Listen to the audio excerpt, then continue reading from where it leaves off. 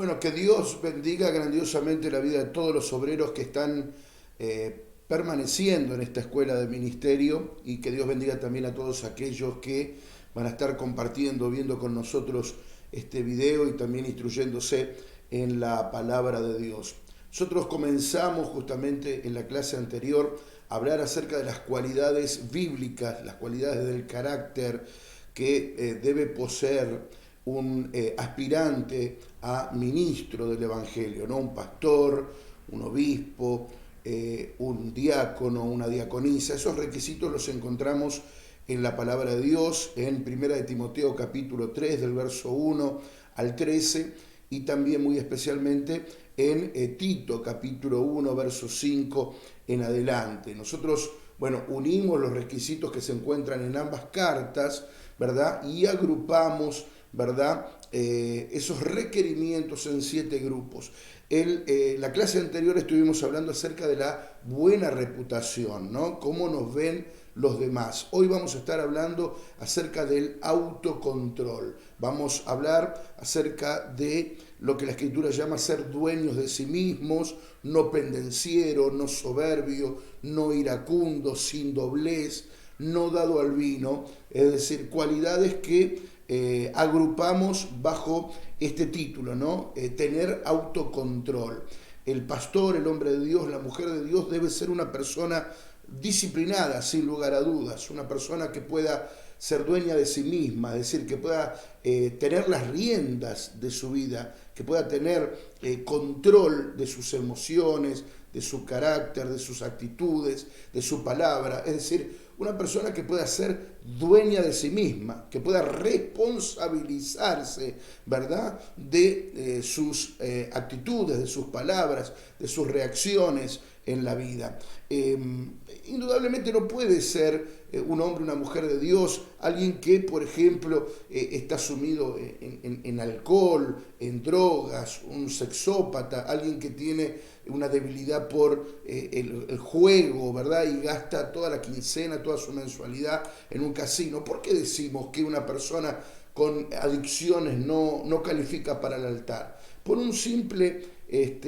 motivo, por una simple razón, que no es dueña de sí misma, no tiene autocontrol, ¿verdad?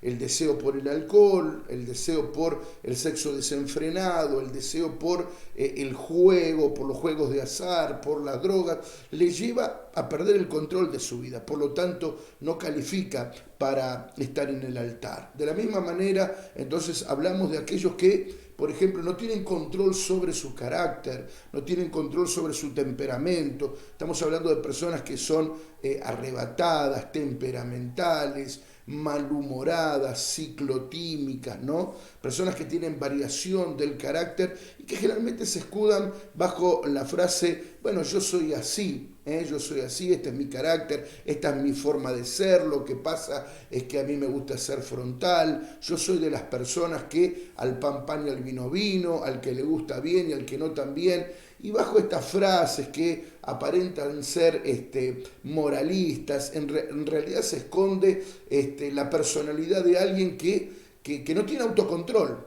alguien que no puede frenar sus palabras. Hay obreros, hay creyentes que frente a una dificultad, frente a un problema con su prójimo, a una diferencia quizás de criterio con otra persona, actúan de forma arrebatada, compulsiva, se le inflan las narices, se exaltan, contestan mal, reaccionan mal, incluso hasta hay personas, ¿verdad?, que infelizmente quieren hasta dirimir sus cuestiones en riña, yéndose a las manos. Indudablemente que un hombre o una mujer de estas características no califica para estar en el altar. O cambia o queda fuera, ¿verdad? O le pide al Espíritu Santo que venga a transformar su vida y su carácter, o queda fuera de la obra del ministerio, porque no tiene el control de su vida, ¿verdad?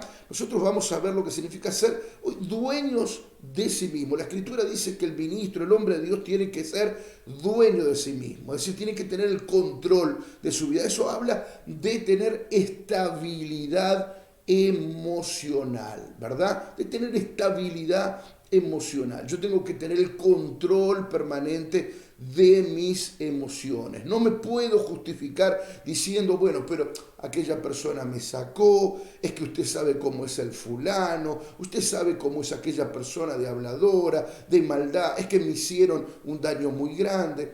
Aún estando pasando por una injusticia, por una habladuría, aún teniendo muchas personas en contra, el hombre de Dios tiene que aprender a ser manso, a ser sereno, a tener el control, ¿verdad? Uno es dueño de las palabras que calla y esclavo de las palabras que dice. Por lo tanto, uno tiene que ponerle freno a su boca. La palabra de Dios nos habla acerca de esta virtud, ¿no? De saber callar, de saber tener, de sujetar nuestra lengua. De hecho, la escritura en el libro del apóstol Santiago le dedica un capítulo completo, capítulo 3 de el apóstol Santiago, a hablar del poder de la lengua, ¿verdad? Cómo la lengua puede incendiar, hacer grandes incendios, grandes estragos, grandes problemas. Cómo este órgano tan pequeño de nuestro cuerpo muchas veces cuesta ser refrenado, ¿no? Y produce realmente tantas desuniones en la familia, desuniones en la iglesia, malos entendidos, enojos, pleitos, todo por causa de la lengua. Entonces, obviamente que no puede provenir de un hombre de Dios un conflicto que tiene que ver con la lengua, porque se supone que es el pastor, es el misionero, es el diácono, es el siervo de Dios, el obrero, quien tiene que saber poner paños de agua fría, conciliar, llamar a todos a la cordura, ¿verdad? A humillarse, a pedir perdón, a buscar en Dios, ¿verdad? Las palabras justas para solucionar el problema. Ahora, si en el altar, si enfrente a una congregación tenemos una persona que no tiene estabilidad emocional, que se descontrola, que enseguida quiere pelear, que quiere justificar sus acciones, que grita, que levanta la voz, que quiere quedarse con la razón, ¿verdad? Que es inestable emocionalmente, es decir, que frente a las dificultades se exalta con facilidad, se saca de quicio, se lo saca de quicio con facilidad. Entonces esa persona va a tener que revisar su carácter y trabajar mucho en esa área, si no, no califica para el ministerio. No califica para el ministerio. Nosotros vivimos, infelizmente, en una generación, ¿verdad?, de personas, de hombres y mujeres que han perdido el autocontrol. Uno ve gente sacada en la calle, arriba de un auto, en una cancha de fútbol. Hay gente que deja libre las pasiones, ¿no? Uno ve en un estadio de fútbol las pasiones a 1000 por hora. En la calle, alguien que de repente tiene un problema en el tráfico, se baja con un arma, se baja con un palo y quiere arreglar todo con violencia. Lo vemos en los matrimonios, lo vemos incluso en el hogar. ¿Por qué? Porque esas personas no tienen el Espíritu Santo de Dios, no tienen el fruto del Espíritu Santo. Entonces son personas que reaccionan, ¿verdad?, de manera equivocada, reaccionan mal. ¿Por qué? Porque no tienen justamente ese temor de Dios, no tienen el Espíritu Santo en su corazón que les lleva a frenar, a tener control. Pero el hombre de Dios, la mujer de Dios debería ser una persona mansa, una persona estable, una persona de reflexión, una persona que piensa y después habla. Yo digo que el pastor, el siervo de Dios, el ministro debería ser una persona dura de enojar, difícil, ¿no? Difícil hacer que el pastor se enoje, difícil que el obrero responda mal, porque en ellos hay una paz que sobrepasa todo entendimiento, ¿verdad? A esto se refiere la palabra cuando nos habla de ser justamente dueños de nosotros mismos. Después dice, no pendenciero. Todos los requisitos en esto de hablar del autocontrol es no pendenciero, sino un hombre de Dios no puede ser propenso a la pelea, ¿verdad? No puede ser propenso a la pelea. El hombre de Dios no puede buscar permanentemente solucionar los conflictos con peleas, con argumentos, disputas, controversias, rivalidad, ¿verdad? El hombre de Dios va a huir de eso. El que es de Dios realmente va a dejar de lado las disputas, las contiendas. La palabra de Dios nos habla que debemos evitar las contiendas, que debemos buscar la paz y seguirla, que aquel que quiere ver días buenos debe refrenar su lengua de mal. Entonces, un hombre de Dios, una mujer de Dios, es que donde ve una discusión se aleja, se aparta, guarda silencio. Porque la Escritura en definitiva dice que sin leña se apaga el fuego.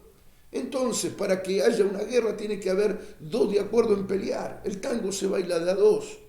Y yo he escuchado, lamentablemente, muchos obreros, incluso hombres de Dios, que a la hora de rendir cuenta de su inconducta, de su falta de buen carácter, dicen, apóstol, lo que sucede es que esta persona me dijo tal cosa, es que esta persona me hizo tal otra, es que yo no puedo soportar esa injusticia, ¿verdad? Bueno, pero allá la otra persona.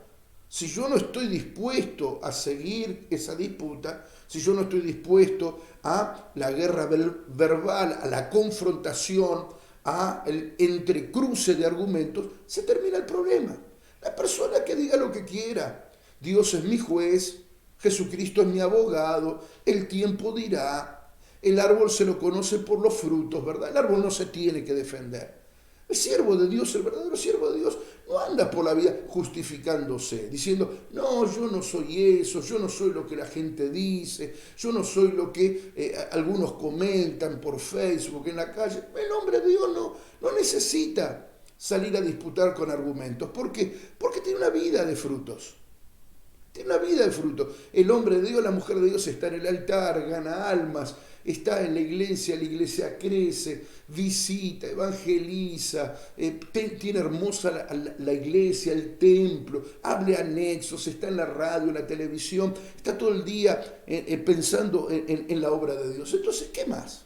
¿Qué más? Ahí están los frutos. Lo demás cualquiera puede hablar, ¿verdad? Porque las palabras son gratis, son pensamientos vestidos, que hablen, pero el hombre de Dios no responde a argumentos, no entra en controversias, no entra en rivalidad, no entra en disputas, ¿verdad? Porque su testimonio no tiene que ser defendido con las palabras, sino con los frutos, con su testimonio, ¿verdad? No ser pendenciero significa ser maduro. El hombre de Dios tiene que ser una persona madura. Ahora, cuando uno es niño es emocional, ¿verdad? Cuando uno es muchachito, cuando uno es adolescente, es emocional. Uno reacciona, ¿verdad? Tiene por allí las emociones entremezcladas, todavía no está forjada una personalidad. Pero se supone que quien quiere calificar para el altar ya tiene que ser una persona madura. Y la madurez justamente se manifiesta en esto, ¿no? Que la persona madura se diferencia del niño en que tiene autocontrol, que tiene disciplina, que sabe callar, que sabe ceder. Y me refiero, por ejemplo, ceder frente a los asuntos no esenciales. Eso es actuar con madurez. Evitar determinadas disputas, eso es ser maduro. Evitar discusiones tontas, eso es maduro. Evitar chusmeríos, no que yo escuché, que me dijeron que el otro día, hablando con fulano, con mengano. El hombre de Dios jamás tiene que quedar enredado en eso. Por eso también yo siempre enseño y digo que aquel que está en el altar, aquel que busca calificar para estar en el altar, tiene que mantener una distancia prudencial con los demás.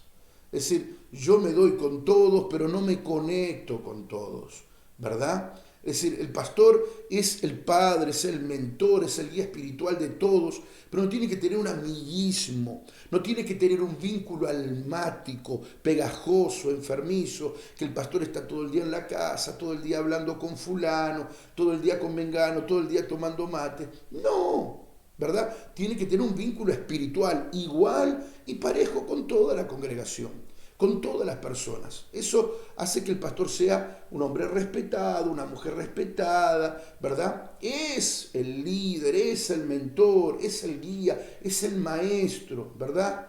No es el amigote, no es el cómplice, no es la persona con la que yo voy a estar secreteando y el pastor me guarda los secretos porque entre nosotros hay un código. No, de ninguna manera.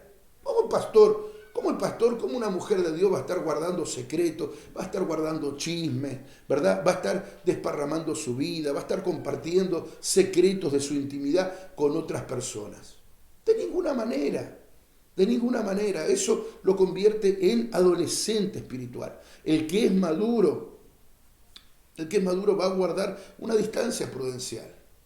Ser maduro significa, como dije hace instantes, ceder frente a asuntos que no son esenciales, ¿verdad?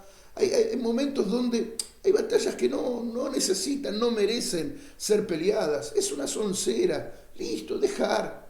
Todo pasa, mañana va a pasar. El tiempo va a cicatrizar, el tiempo va a decir quién es quién, el tiempo va a poner cada cosa en su lugar. Listo, no es algo esencial para salir, como decimos los argentinos, que nos gusta el fútbol, con los tapones de punta, ¿verdad? Entonces, tenemos que aprender, ¿verdad?, a tener autocontrol, ser dueño de nosotros mismos y evitar las peleas. ¿Ves? No puede el hombre de Dios ser polvorita, es decir, fácilmente irritable. Bueno, yo sé que si voy y le digo algo a este obrero, a esta obrera, a este pastor, enseguida se va a irritar, enseguida va a contestar mal, porque entonces significa que no tiene autocontrol, ¿verdad? No debe ser reaccionario, por el contrario, debe ser pacificador, ¿verdad? Debe ser un conciliador. Se supone que el hombre de Dios, la mujer de Dios, es una persona que concilia, que acerca, que une, ¿verdad? Que no importa quién tenga razón, eso es secundario, lo importante siempre es unir, es perdonarse, es aplicar lo que dice la palabra de Dios, ¿verdad? Es usar el perdón 70 veces 7. Pero ¿cuántas veces nos encontramos con obreros uniformados, con hombres y mujeres que quieren calificar para el altar, que ellos quieren quedarse siempre con la razón, ¿no? Es que la razón la tengo yo, es que no puede ser, que en esta iglesia no se dan cuenta, que acá toleran el pecado, que yo tengo pruebas, que fulana anda diciendo, que mengano anda diciendo. No, el hombre de Dios no debe enredarse en eso. No debe estar queriendo siempre quedarse con la razón. Eso no importa, ¿verdad? No importa, porque como dije recién, tenemos abogado en Cristo Jesús, tenemos un Dios que es juez de todo, y tenemos los frutos que nos respaldan. Punto. Con eso alcanza. Pastor, el hombre de Dios no puede andar involucrado en indirectas, en un espíritu de rivalidad, de competencia con el otro. De ninguna manera. De ninguna manera. Entonces, si hay cualquier rasgo de pelea, de ser pendenciero en nuestra vida, tiene que desaparecer. Vamos a tener que sacar de nuestro carácter ese temple reaccionario, ¿no? Esa cuestión que nos lleva a veces a querer excesivamente defendernos con argumentos y con palabras. No soberbio. En este grupo también, ¿no?, hemos puesto esta cualidad que enumera 1 de Timoteo capítulo 3 y también Tito. No soberbio, ¿no? La soberbia es la pretensión de creerse mejor que los demás. Y es todo lo contrario, obviamente, a la humildad, ¿verdad? Un hombre de Dios tiene que ser humilde. Tiene que ser humilde. Una de las características del hombre de Dios es que es humilde. Jesucristo dijo, sed mansos y humildes de corazón, y hallaréis descanso para vuestras almas. Aprended de mí, que soy manso y humilde de corazón. La parábola de el publicano, ¿verdad?, que el propio Señor Jesús manifestó en los evangelios, nos habla de aquel que tuvo una actitud de humildad. El fariseo en los primeros lugares, soberbio, queriéndose hacer ver, ¿verdad?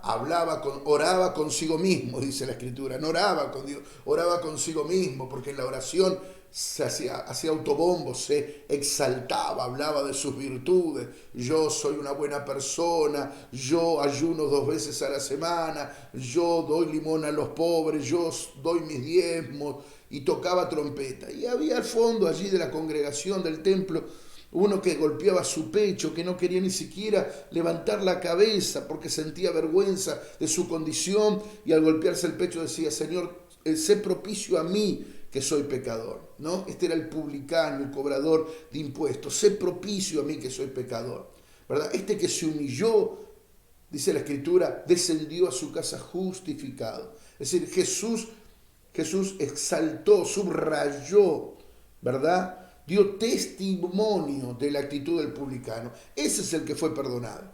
Ese fue justificado. Ese llamó la atención de Dios. ¿Por qué? Por su condición.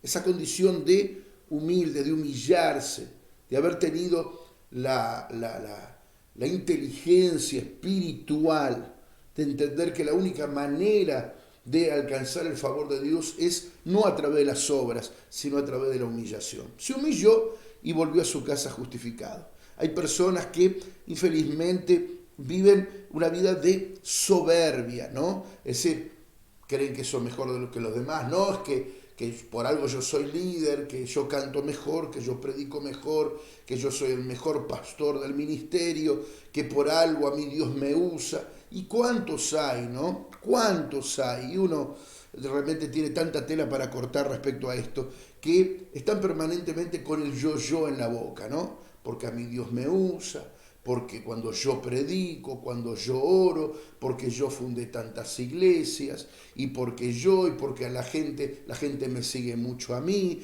y porque yo soy importante, y el día que yo no esté, no sé qué va a pasar, y esto y aquello, el yo, ¿no? Personas, infelizmente, que viven en un espíritu de soberbia. Y fíjese usted que la soberbia es un pecado tan grande, que la Escritura dice que antes de la caída es la soberbia, es la soberbia. Y fíjese que la Escritura dice que Dios resiste, Dios rechaza, Dios repele, no quiere saber nada con los soberbios, pero da gracia al humilde. Si Dios no quiere, no puede tener comunión con el soberbio. Hay algo de Dios que hace que repele al soberbio. Pero Dios tiene misericordia y gracia con aquellos que se humillan. Dios resiste al soberbio, da gracia al humilde, ¿verdad? Y antes de la caída estrepitosa es la soberbia. Y hay muchos que cayeron, infelizmente, de la gracia de Dios, de poder hoy estar al frente, poder estar en el altar, poder conducir un anexo, poder tener una iglesia a cargo, poder estar en el ministerio. Hay muchos que han perdido esa oportunidad por causa de su soberbia, porque el soberbio no le gusta ser corregido. El soberbio, usted se va a dar cuenta cuando está frente a una persona soberbia, porque el soberbio no le gusta ser corregido. Pone piloto automático. Si su jefe, si su líder, si su pastor le tiene que corregir, el soberbio va a estar mirando la mosca que vuela, va a mirar para el costado, va a dar el sí del loco, va a mover la cabeza, pero le va a entrar por un oído y le va a salir por el otro, la corrección. Porque al soberbio no le gusta ser corregido, le incomoda, le duele, porque él piensa que es mejor incluso que aquella persona que está participándole de la corrección, que está llevándole a la corrección. No le gusta ser corregido, no le gusta siquiera ser enseñado, no le gusta siquiera ser enseñado al soberbio, porque él cree que ya se las sabe todas. En mis años de pastorado yo he visto obreros, personas que hoy podrían estar, vuelvo a reiterar, en un altar, que se han perdido la gran posibilidad de ser usados por Dios, porque decían, no, yo no necesito, yo la escuela de ministerio no, porque yo ya hice, yo ya fui al seminario, porque yo conozco, porque yo trabajé con el evangelista tal, con el pastor tal, porque yo estuve en una iglesia de 10.000 miembros. Pero usted los ve y pobrecitos, ¿no? De palabra, ellos estuvieron en grandes estructuras, trabajaron con grandes pastores, pasaron por altas escuelas teológicas, pero en su vida hay derrota, en su economía hay derrota, en su vida ministerial hay derrota, son personas que están como las abejas, de flor en flor, es decir, de iglesia en iglesia, no permanecen en ninguna, en todos lados ven defectos, en esta iglesia no hay amor, en esta iglesia el pastor no sabe nada, este es un monigote, este es un tonto, acá hay falsa doctrina. Usted lo va a reconocer muy fácil a los soberbios, porque hablan así. Ellos recorren iglesias y nunca encuentran la perfecta, porque claro, porque ellos son el ícono de la perfección. Entonces, ¿cómo van a encontrar un lugar perfecto? Debería ser gobernado por ellos. Ellos deberían ser los pastores de esa congregación para que eso sea perfecto. Pero no califican. En ningún lugar pueden durar más de, no sé, 6 meses, 8 meses, un año, porque una vez que las personas conocen al soberbio, ya toman distancia. Y es el propio Espíritu Santo, ¿verdad?, quien los deja en el banco, allí de costado. Entonces, ¿cómo usted va a reconocer al soberbio? No le gusta ser enseñado, no le gusta ser corregido. Siempre está viendo defectos en la iglesia y va a haber defectos en usted y en todas las personas. Al soberbio no le gusta sujetarse. Muy fácil darse cuenta cuando usted está frente a un obrero que es soberbio o alguien que incluso está haciendo esta escuela de ministerio, que quiere calificar para el altar, pero que no le gusta sujetarse, ¿verdad? Porque siempre está viendo el defecto. No, es que el pastor me mandó a hacer esto, pero yo no, porque yo con fulano no voy a trabajar, porque esto para mí no tiene sentido, y porque yo tengo que ir a orar un lunes a las 3 de la tarde, y porque yo tengo que ir a visitar, ¿por qué me manda a mí a este pueblo y no me manda a mí a esta ciudad que yo ya estoy preparado, que yo tengo más años que el otro? No le gusta sujetarse. No le gusta sujetarse. ¿Por qué? Porque es una persona soberbia, porque tiene pretensiones de estar por los demás, por sobre los demás, ¿verdad? Tiene esa pretensión de creerse mejor que los demás. Entonces, no va con esa persona la obediencia, la sujeción. Usted se va a dar cuenta cuando está frente a una persona que es soberbia porque no le gusta trabajar en equipo. No le gusta trabajar en equipo, siempre va a estar desuniendo, dividiendo, haciendo rancho aparte, diciendo, no, júntense ustedes, yo no puedo, a mí no me da el tiempo, es que yo trabajo así, cuando yo pueda, cuando me queda un tiempito, yo voy, yo lo hago, ustedes quédense tranquilos, pero usted va a darse cuenta que el soberbio le cuesta entrar en una estructura, le cuesta trabajar en equipo. Si hay que hacer la radio entre todos, le cuesta. Si hay que salir a evangelizar entre todos, le cuesta, ¿verdad? Y si lo hace, pero queriendo mandar a su manera, imponiendo sus horarios, su criterio. Enseguida, no, ustedes vengan para acá, vos andás para allá. No respeta a la cabeza, no respeta la autoridad.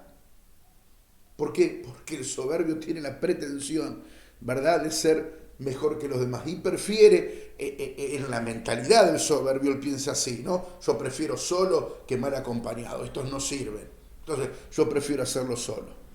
Entonces usted se va a dar cuenta del soberbio porque generalmente anda ahí solitario, ¿no? Es decir, le cuesta liderar a otras personas y que las otras personas lo sigan de buena gana.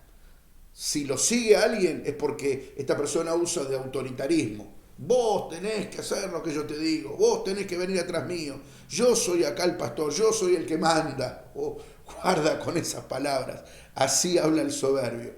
Ahora, aquel que tiene la humildad simplemente lidera con el ejemplo, camina, va por delante, ¿verdad? Como el pato o la pata y después los patitos van atrás, de buena gana, porque sabe, ¿verdad?, que ese líder le va a llevar a aguas tranquilas o a buenos pastos como lo hace el pastor con las ovejas. Así que observe mucho la personalidad del soberbio y usted se va a asombrar de cuántos por allí va a encontrar en su camino. Otra de las características del soberbio es que es irreverente. Es irreverente, no todo lo cuestiona, es desordenado también. El soberbio en sí es una persona desordenada, que las cosas las hace fuera de tiempo, fuera de lugar, porque hay como una suerte de rebeldía innata en su propia vida. Entonces, qué importante es en este estudio al menos, por supuesto, ¿no? En que tenemos la posibilidad de cada uno de nosotros analizarlo, mirarnos para adentro. Más que nada, esto que estamos hablando, compartiendo en este estudio, no es para salir a hacer una cacería de brujas y contabilizar cuántos soberbios hay en la iglesia y cuántos de mis compañeros tienen esos rasgos de soberbia, sino más bien para analizarse uno mismo, ¿no? Este curso es para eso. Es para eso. A mí no me importa lo que haga el otro, importa mi vida. Yo quiero calificar para el altar, yo quiero ser un pastor, yo quiero ser un misionero, una misionera, un diácono, una diaconisa, un obrero calificado. Lo que haga el otro, bueno, allá él con Dios. Yo voy a revisar mi vida y si hay algún atisbo, algún rasgo de soberbia, le voy a pedir a Dios que me ayude a vencerlo, ¿sí?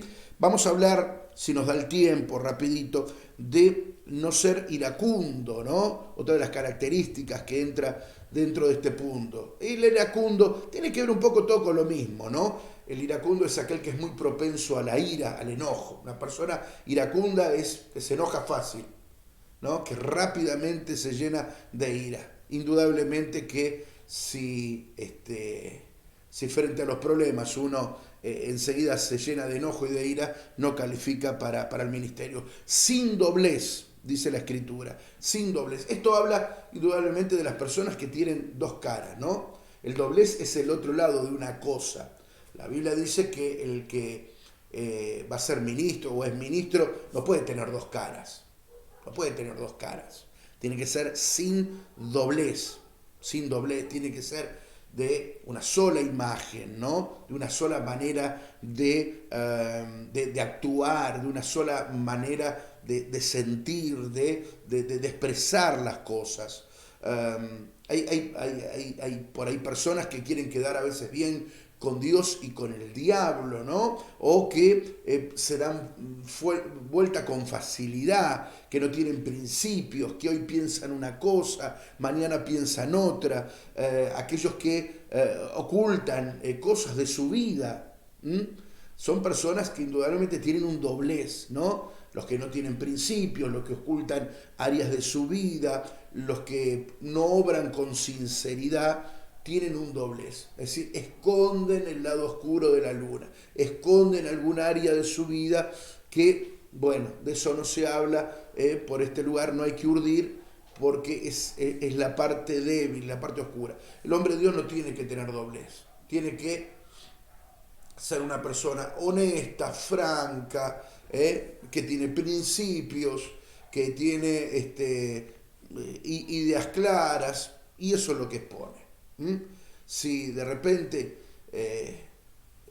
usted se encuentra con que frente a los dilemas de la vida alguien le tuerce el brazo con facilidad, cambia fácilmente de opinión, entonces es porque hay un área del carácter que tiene que ser trabajada. Y por último, en este punto de autocontrol, les quiero referir, aunque es un tema que realmente da para todo un capítulo aparte, esta condición, no dado al vino. No dado al vino. Fíjense ustedes que la condición para el obispo, es decir, para los pastores, para aquellos que van a ejercer el liderazgo espiritual, es no dado al vino. En cambio, el requisito para los diáconos y diaconisas es no dado a mucho vino. Entonces daría la impresión, y casi que es muy claro, ¿no? Lo que está diciendo la Escritura. Es decir, el diácono puede beber vino, pero de forma moderada, obviamente, desde ya, ¿no? Una cosa es tomar un vasito de vino en las comidas, participar de un vasito de vino en el asado, y otra cosa es el descontrol. Si venimos partiendo de que estamos hablando del autocontrol, indudablemente alguien que se toma una botella, se baja una damajuana, o no tiene control, ¿verdad?, en el vino, porque me gusta la cerveza, me gusta la bebida blanca, viene cualquiera, ya estoy celebrando, ya descorchamos por cualquier motivo, esa persona no califica para el altar. Si todo el mundo sabe, conoce que esa persona tiene debilidad por la bebida, no califica para el altar. ¿Por qué? Porque va a haber momentos en su vida que no tiene autocontrol, y si no tiene autocontrol, no es dueño de sí mismo, entonces no puede gobernar la casa del Señor. Alguien que tiene, ¿verdad?, semejante debilidad y que pierde el control de su vida. Cuando la Biblia dice que el diácono puede beber con moderación, pero que el ministro dice no dado al vino, ¿verdad? Yo interpreto, es mi interpretación, y así también interpretan muchos, al igual que yo, es que el ministro de Dios no debería tomar, ¿verdad? No debe tomar. Porque todo el espíritu de la palabra, el espíritu de la Biblia, de la palabra de Dios, condena las bebidas alcohólicas, condena lo que es mirar al vino cuando rojea, la sidra es alborotadora, ¿verdad? Nosotros tenemos ese ejemplo, la misma palabra de Dios nos llama a cualquier cristiano, no solo al pastor, llama a cualquier cristiano a mirar de lejos las bebidas, la bebida alcohólica me refiero, ¿no? El vino principalmente y cualquiera de las bebidas con graduación alcohólica. La Biblia dice que eso trae perdición, eso trae vergüenza, ¿no? Que a veces por ahí es un poquito, uno dice no, es un vasito, y después uno pierde el testimonio. Entonces yo digo, ¿no? ¿Qué testimonio puede tener un pastor, un hombre de Dios, que está en un cumpleaños y se baja cajones de cerveza, que toma vino, ¿verdad? Que se pone más contento de la cuenta? Pierde el autocontrol, deja de ser dueño de sí mismo. En ese momento está bajo la influencia del alcohol. Y un pastor es pastor dentro y fuera de la iglesia, pero en ese momento está perdiendo su testimonio. No califica, no califica. Fíjense que Pablo le dijo a Timoteo, a su hijo espiritual y su hijo ministerial, le dijo, bueno, te autorizo a que tomes de un poco de alcohol por causa de tu estómago. Timoteo tenía problemas gástricos, problemas estomacales, indudablemente él debía tomar un poquito de vino o de alcohol con determinadas comidas por causa de su digestión. Es decir, la excepción confirma la regla. Si el apóstol Pablo le está diciendo, bueno, Timoteo, vos no te hagas problema. En el caso tuyo, vos tomás un poco de alcohol por causa de tu estómago. Entonces eso significa, a las claras, ¿no?, que esa excepción está confirmando una regla bien conocida entre los apóstoles, de que ellos hacían ese voto. Nosotros podemos hablar del voto de Nazariato, como Sansón, ¿no? No tomar ni vino ni sidra. Es decir, siempre es como una constante en el hombre o en la mujer que busca consagrarse para Dios, alejarse de las bebidas. Por más que usted diga, no, pero pastor, yo nunca tuve problemas con el vino, yo no tengo problemas con el alcohol, yo tomo, sí, pero a mí me gusta una cervecita en verano, me gusta una sidra en Navidad, me gusta por ahí en invierno tomar algo fuerte, pero no, sí, pero cuando uno está en el altar, ¿verdad?, va más allá de si está prohibido o no, sino se trata ahora de nuestro testimonio, de si esto agrada a Dios y cómo es nuestro testimonio público ante los demás. Yo tengo la interpretación, no voy a, como dije recién, a expandirme en este tema porque podríamos tranquilamente hacer una clase aparte sobre esto. Pero yo tengo mi interpretación que los primeros apóstoles, ellos tenían como un voto, ¿no?, como una promesa de decir, bueno, nosotros los hombres de Dios no participamos de vino, no andamos tomando vino, que nadie nos vea tomando vino, no sea cosa que caiga descrédito, que caiga juicio, que sea de mal testimonio, que escandalicemos a otros, o que por causa de esto alguien diga, bueno, pero si el pastor toma, yo también, y seamos la perdición para otro. En primer lugar eso. En segundo lugar, creo que toda la Biblia condena, o al menos hace referencia de que si se puede evitar, mejor. Y en tercer lugar, uno tiene los votos de santidad. En votos de santidad que uno encuentra en la Biblia, entre las características de ese voto está el apartarse de las bebidas alcohólicas. Y en cuarto y último lugar, la sugerencia de Pablo a Timoteo nos habla a las claras que en este caso la excepción viene a confirmar la regla, de que nadie tomaba vino entre los primeros apóstoles y pastores de Jesucristo. No tomaban vino, ¿verdad? Ellos se mantuvieron alejados de las bebidas alcohólicas. Por eso el permiso de Pablo a Timoteo, bueno, en tu caso, justificado por una cuestión médica, por una cuestión estomacal y gástrica, toma un poquito de vino por causa de tus dolores frecuentes. Esto tiene que ver entonces con este segundo punto que estamos hablando en esta escuela para pastores y líderes, llamado autocontrol. Espero que les haya servido. Estoy siempre a su disposición para preguntas, comentarios y sugerencias.